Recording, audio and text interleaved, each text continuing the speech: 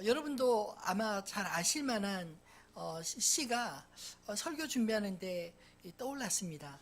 로버트 프로스트의 가지 않는 길이라는 시인데 제가 한번 읽어드리겠습니다. 노란 숲 속 두 갈래로 길이 나 있었습니다. 두 길 다 가보지 못한 것이 안타까워 한동안 나그네로 서서 한쪽 길이 굽어 꺾여 내려간 곳으로 눈이 닿는 데까지 멀리 바라보았습니다. 그러고는 똑같이 아름다운 다른 쪽 길을 택했습니다.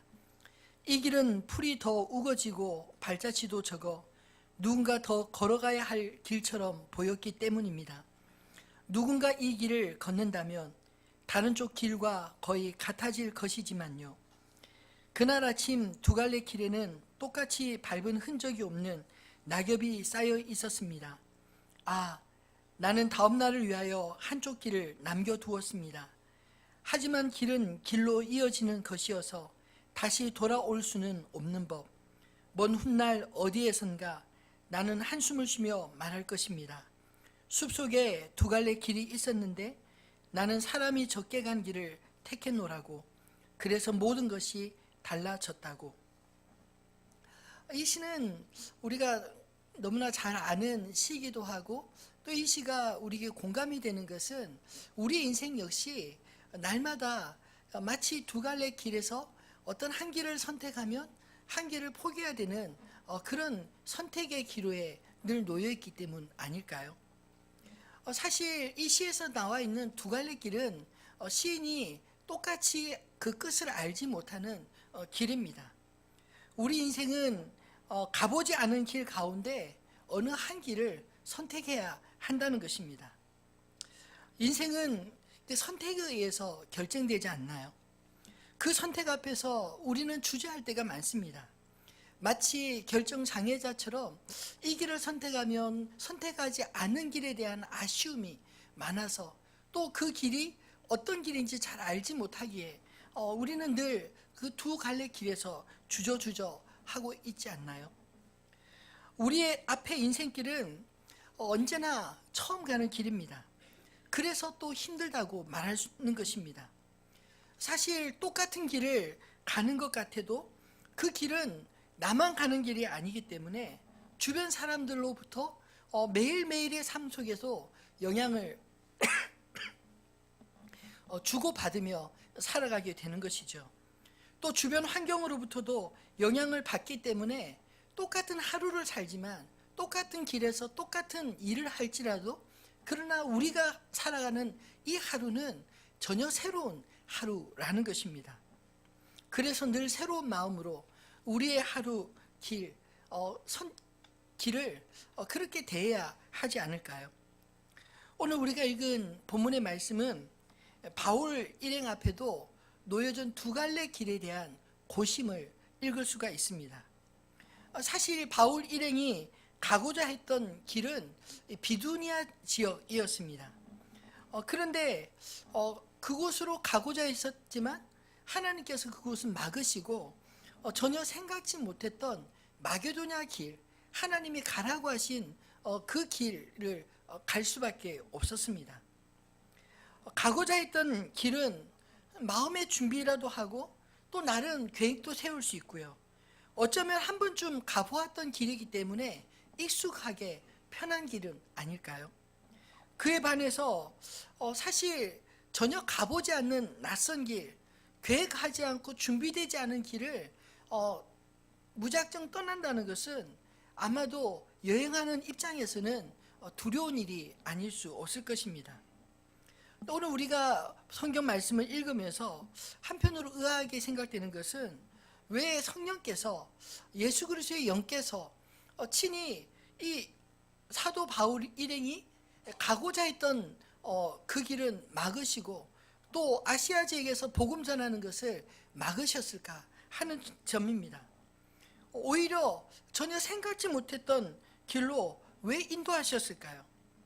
마치 하나님께서 바울의 선교 여행을 방해하는 듯한 그런 투로 오늘 본문은 기록되어 있지만 사실은 방해한 것이 아니라 그들의 진로, 그들의 선교의 방향을 하나님께서 정하시고 그 길로 인도하시기 위함이었다는 것입니다.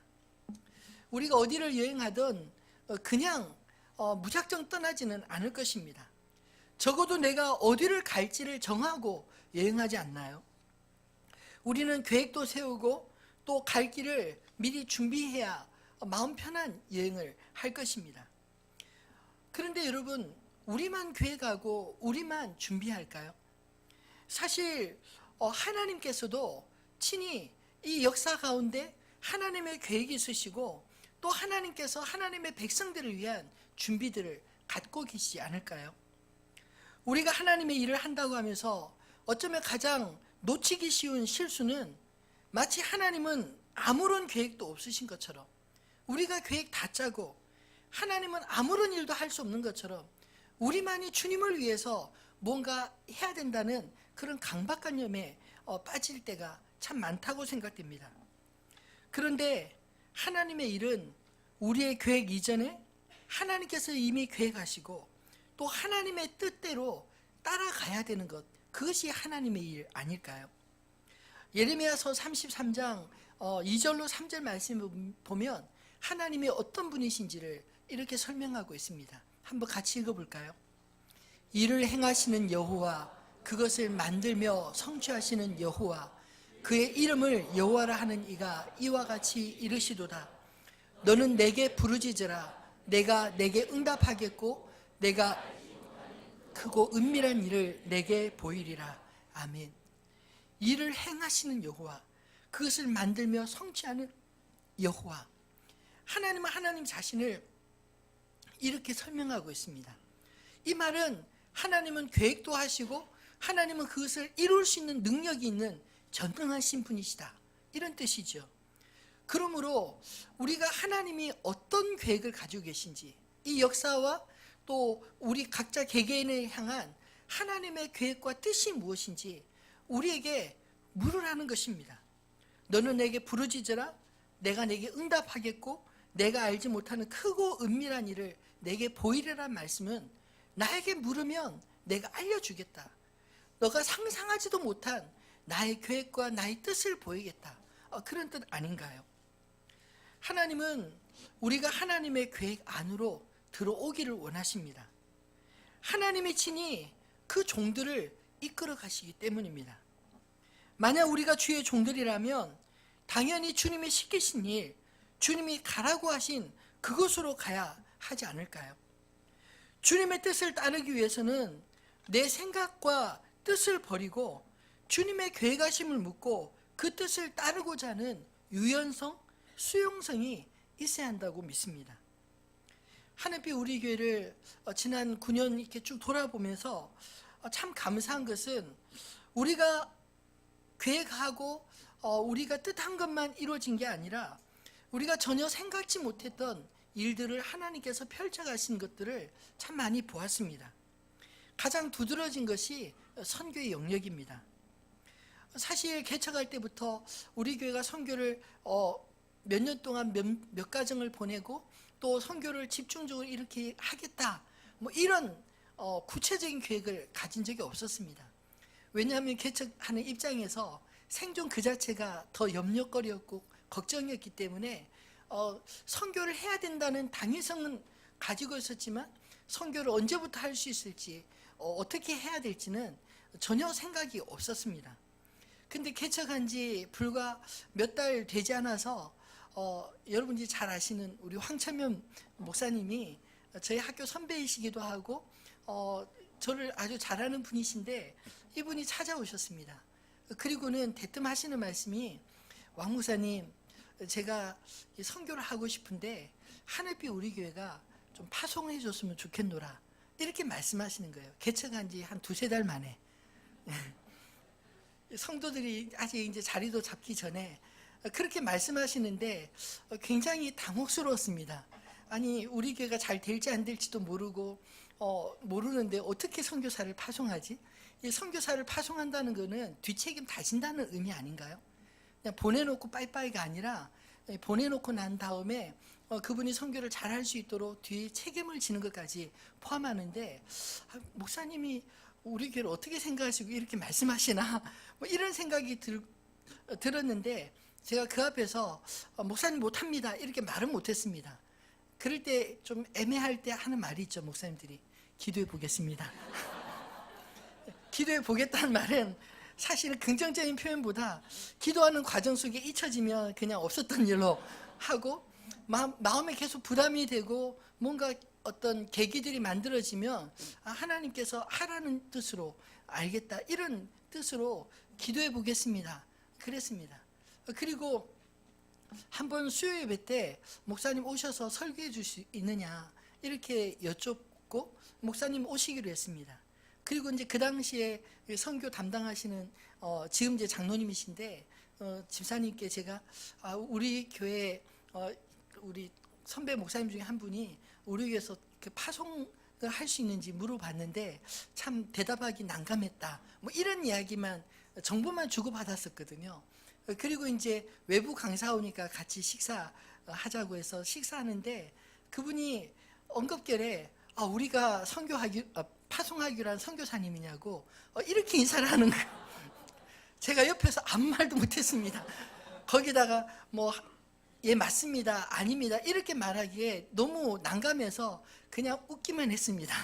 어떻게 될지 몰라서 웃기만 했는데 근데 참 놀랍게도 목사님이 이제 그 전에 섬기던 교회를 다 정리하고 저희 교회에서 한 1년 이상 한 1년 5개월 정도 그 협동 목사님으로 계시면서 정말 이렇게 격의 없이 성도님들과 잘 지내시고 또 그 준비하는 과정 속에 하나님의 인도하심을 경험하면서 저희 교회가 한 개최 2년 차쯤 됐을 때 정식으로 파송 예배를 드렸습니다.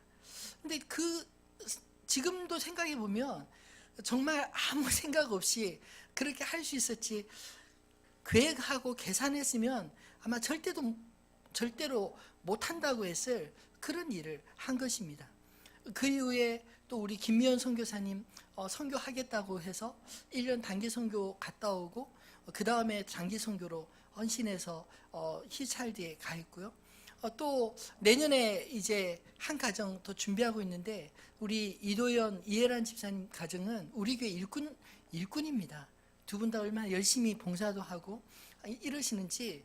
근데 이분들도 또 몇 년 전부터 그렇게 선교의 바람이 가슴에 불기 시작해서 같이 의논하고 준비하다가 1년 단기 선교 갔다 와서 마음을 다시 한번 정리해 보라. 단기 선교도 갔다 왔습니다. 그리고 그 마음에 변함이 없어서 이제 우리 선교부에서도 검증하고 해서 이제 정식으로 파송 선교사로 내년에 보내기로 했습니다. 또 준비하는 이제 사역자들도 계시고 제가 생각해 볼 때 우리 안에서 하겠다는 성도들이 이렇게 일어나는 것들이 너무 감사하기도 하고요. 사실 선교가 쉬운 일이 절대로 아닙니다. 아시죠? 한번 1년 정도 나가서 살아보세요. 절대로 쉬운 일이 아닙니다. 그냥 사는 것도 쉽지 않은데 예수를 위해서 복음을 위해서 모든 것을 집중해서 산다는 것 결코 쉬운 일이 아닙니다. 근데 그렇게 하나님께서 보내시고 준비시켜서 일하게 하시는 것들이 참 꿈만 같은 일입니다. 여러분 사실 무슨 일을 하든 우리가 계획하는 것도 중요하지만 중요한 것은 하나님도 계획이 있으시다. 하나님도 뜻이 있으시다. 하나님이 일하신다. 이 사실을 우리가 믿어야 우리가 하나님의 일에 대한 유연성을 가질 수 있지 않을까요? 그렇다면 궁금한 것이 어떻게 하나님의 부르심을 확인할 수 있는가? 어떻게 우리가 하나님의 부르심을 깨달을 수 있는가 하는 점입니다. 오늘 저는 이 본문의 말씀을 묵상하면서 하나님의 부르심을 찾아간 이 바울 일행을 통해 두 가지 하나님의 뜻을 분별하는 하나님의 부르심을 확인하는 방법을 찾아보았습니다. 하나님의 부르심은 첫 번째로 내가 필요한 곳으로 하나님이 부르신다라는 것입니다. 나를 필요로 하지 않는 곳으로 하나님 부르시는 게 아니라 하나님이 미리 내가 어느 곳에 있어야 되는지 필요한 것을 아시고 그곳으로 부르십니다. 오늘 본문에는 유독 지명 이름이 많이 소개되어 있습니다. 2차 선교 여행 한번 지도를 보실까요? 원래 사도 바울이 이 안디옥에서 출발할 때 이 드로아를 건너서 빌립보 이 유럽 땅으로 갈 계획이 없었습니다. 그것이 오늘 본문의 내용 아닌가요? 원래 그들은 아시아로 이 복음을 전하기를 원했습니다. 그래서 이 더베 루스라를 지나서 이 드로아 지역 그 바로 위가 무시아인데 이 무시아를 통해서 북쪽으로 비시디아 쪽으로 가려고 계획했었습니다. 근데 우리가 말씀을 통해서 보는 것처럼 이 무시아에서 비시디아로 가려고 준비하는데 예수의 영이 그 길을 막으시고 환상 중에 바울에게 이 마게도냐 사람이 나타나서 건너와서 우리를 도우라. 이 환상을 보고 길을 바꾼 것입니다. 그래서 드로아에서 배를 타고 이 마게도냐는 그리스 지역인데 그리스의 지역 중 첫 번째 도시인 이 빌립보에 도착한 이야기가 오늘 본문에 기록되어진 내용입니다. 저는 사실 오늘 이 본문의 내용을 묵상하면서 바울 일행이 가고자 하는 길과 하나님이 가라고 하신 그 길 사이의 갈등들, 이것은 어쩌면 오늘 우리들의 삶 가운데서도 날마다 겪고 있는 그런 갈등이요 고민이 아닐까 하는 생각이 문득 들었습니다. 우리 인생에서도 내가 준비하고 계획하고 가고 싶은 길 있지 않나요? 하고 싶은 일 있지 않습니까?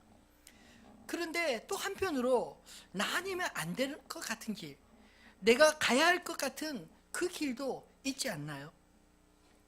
보통 전자의 경우는 준비하는 시간부터 설레임으로 가슴이 부풀지 않습니까?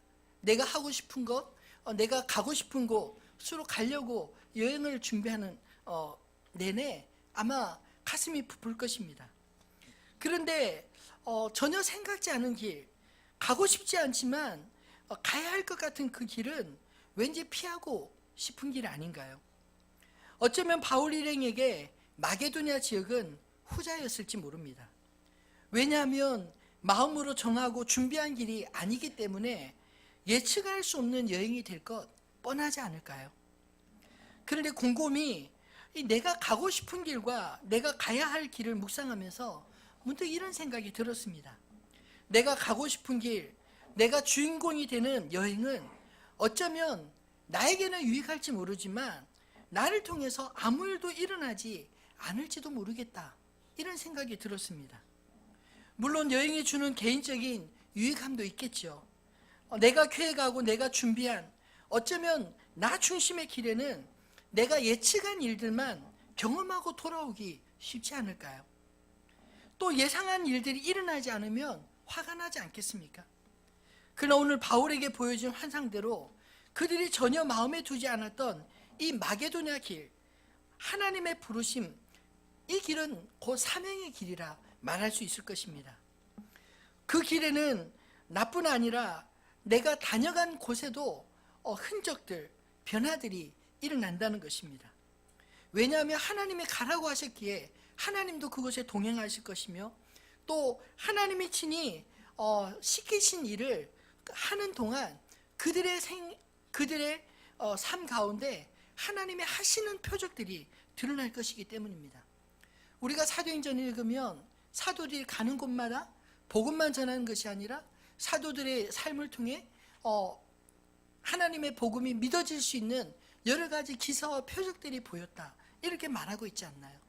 그리고 가는 곳마다 예수를 믿는 사람들이 모이고 그곳에서 하나님의 교회들이 세워지는, 핍박 가운데서도 그 신앙을 지키는 그런 믿음의 사람들이 세워진다고 성경은 기록하고 있지 않습니까?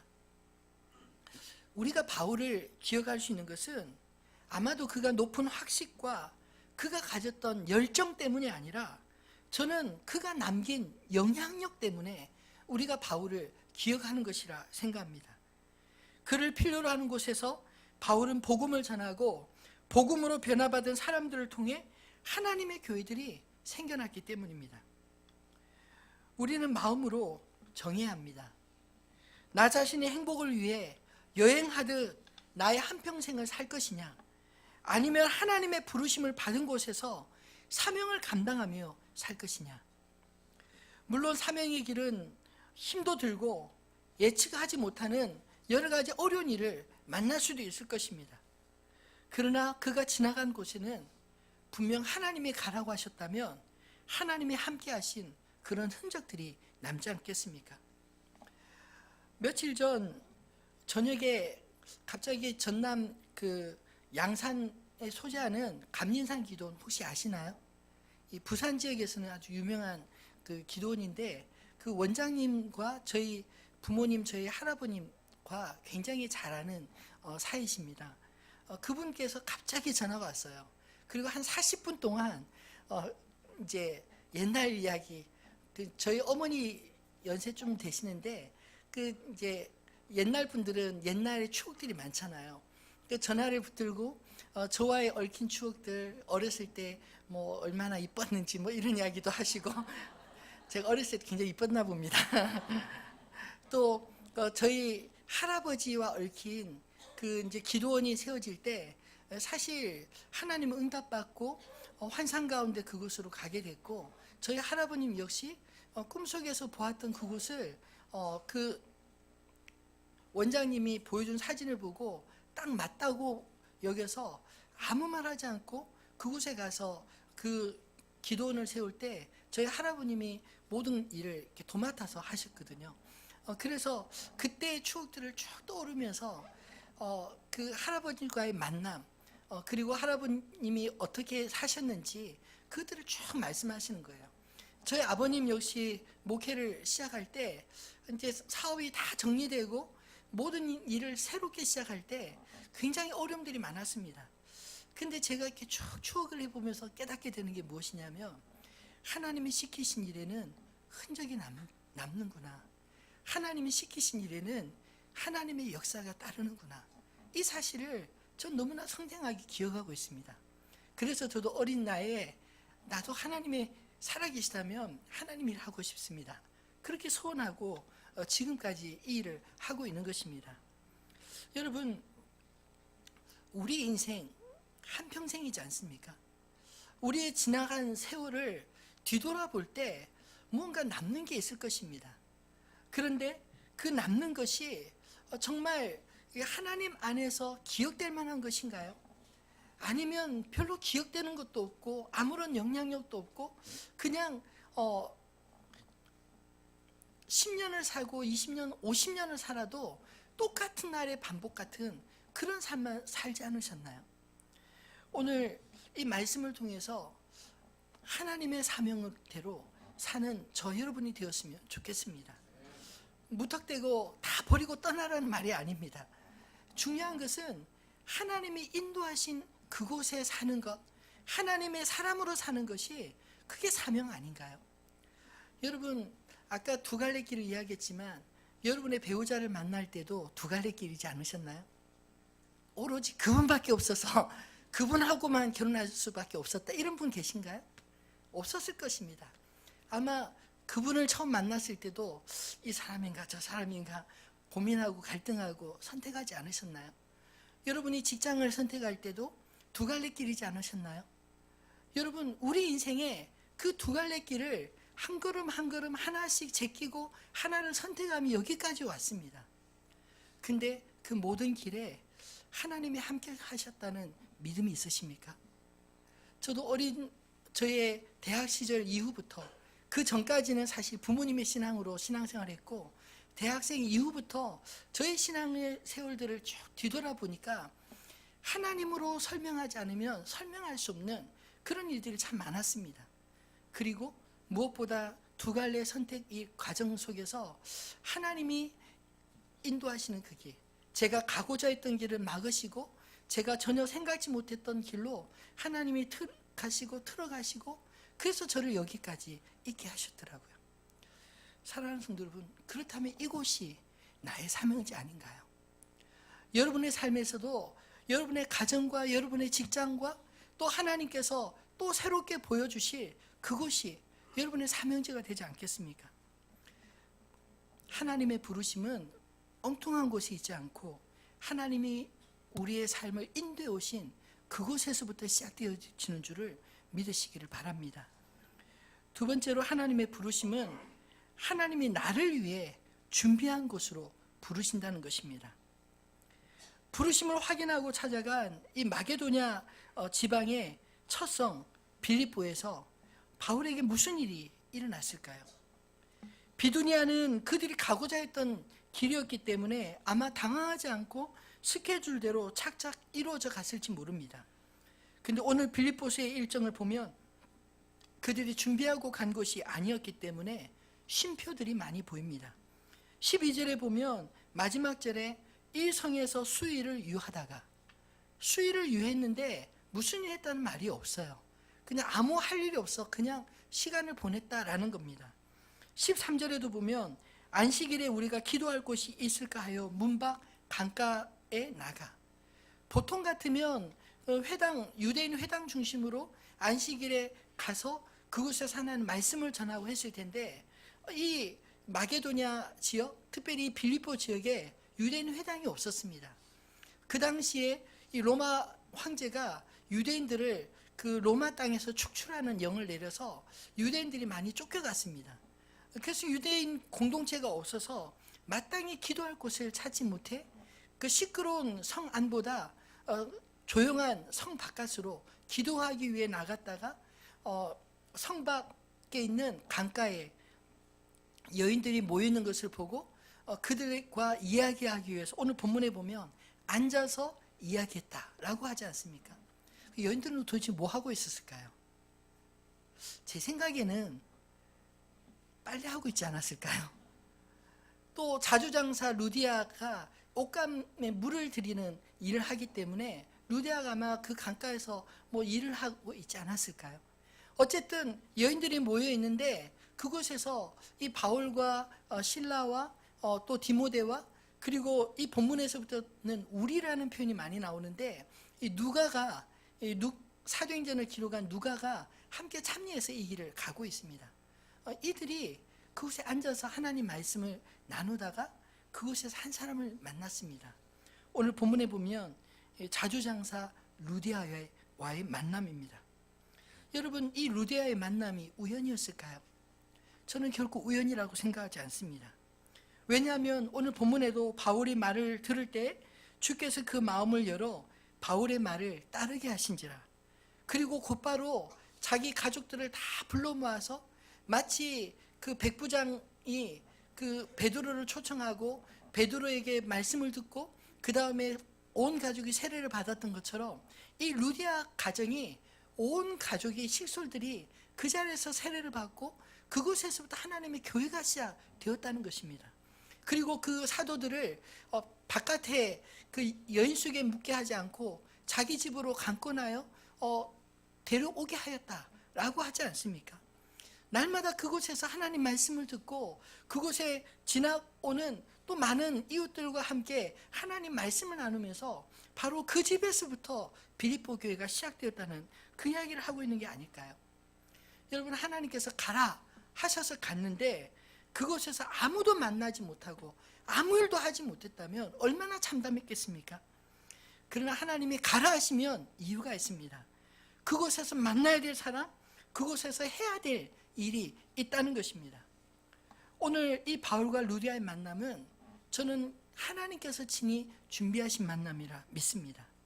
여호와 일에 하나님이 준비하신다는 말씀 아닌가요? 어렵게 찾은 것도 아니고 기도할 곳 찾다가 만나 복음을 전했을 뿐인데, 하나님은 이미 하나님을 경외하는 한 여인 루디아를 통해서, 그를 통해서 한 교회를 시작하게 하신 것입니다. 여러분, 모든 것의 시작은 바로 한 사람으로부터 시작한다는 거 기억하시기를 바랍니다. 이 한 사람 작아 보여도 이 한 사람을 통해 하나님의 역사는 시작이 되었습니다. 이 한 사람 루디아의 만남으로 유로 선교가 시작이 되었고 빌립보 교회가 세워졌습니다. 바울은 복음을 전하고 떠났지만 그곳에 삶의 터전을 갖고 있었던 사람들을 남아서 교회를 이루었습니다. 바울이 이렇게 유럽에서 처음 세워진 빌립보 교회를 생각할 때 그의 마음에 어떤 느낌이었을까요? 그의 옥중서신, 감옥에 갇혀서 쓴 여러 권의 서신 가운데 이 빌립보서를 보면 그 빌립보서는 옥에서 썼을 것이라고는 믿기지 않을 정도로 굉장히 밝고 긍정적이며 기쁨에 가득 차 있습니다. 왜냐하면 빌립보 교회가 바울에게는 기쁨의 도성이었기 때문입니다. 바라기는 하나님 앞에 우리의 삶도 기쁨이 되시기를 주님의 이름으로 축원합니다. 하나님 앞에서도 이 교회 역사에 남을 인물들이 되시기를 주님의 이름으로 축원합니다. 말씀을 맺겠습니다. 여러분, 하나님이 살아계신다면, 하나님이 우리의 삶에 하나하나 개입하신다면 여러분, 우리의 인생 가운데 우연이 있을 수 있을까요? 제가 믿기로 하나님 안에서 우연은 없다고 믿습니다. 오늘 이 비시디아로 가려고 하던 이 바울의 길을 돌이켜서 이 마게도냐의 첫성 빌립보에 이르게 하신 것은 하나님께서 이 복음의 서진을 통해 유럽 땅에 먼저 복음을 전하고 그 유럽을 통해서 하나님의 복음이 온 세계 열방으로 흘러가도록 하시기 위한 그런 계획이 있었기 때문 아닐까요? 여러분, 우리 인생 가운데 하나님이 함께 하시면 우리 인생 중에 일어난 모든 일이 합력하여 하나님의 선을 이루실 줄 믿으시기를 바랍니다. 하나님께서 우리 인생의 모든 일을 합력하여 선을 이루시게 하는 목적이 있습니다. 그 목적이 무엇일까요? 로마서 8장 29절에 보면 그 답을 이렇게 말씀하고 있습니다. 한번 같이 읽어볼까요? 28절부터 읽겠습니다. 우리가 알거니와 하나님을 사랑하는 자 곧 그의 뜻대로 부르심을 입은 자들에게는 모든 것이 합력하여 선을 이루느니라. 하나님이 미리 아신 자들을 또한 그 아들의 형상을 본받게 하기 위하여 미리 정하셨으니 이는 그로 많은 형제 중에서 맏아들이 되게 하려 하심이니라. 아멘. 하나님의 목적은 하나님의 아들의 형상, 예수 그리스도의 형상으로 우리를 빚어가시기 위하여 우리 인생 중에 일어나는 좋은 일뿐만 아니라 굳은 일, 또 기쁜 일뿐만 아니라 고난 또는 피하고 싶은 모든 일까지도 하나님은 우리 인생을 빚어가실 재료로 사용하실 수 있다는 것입니다.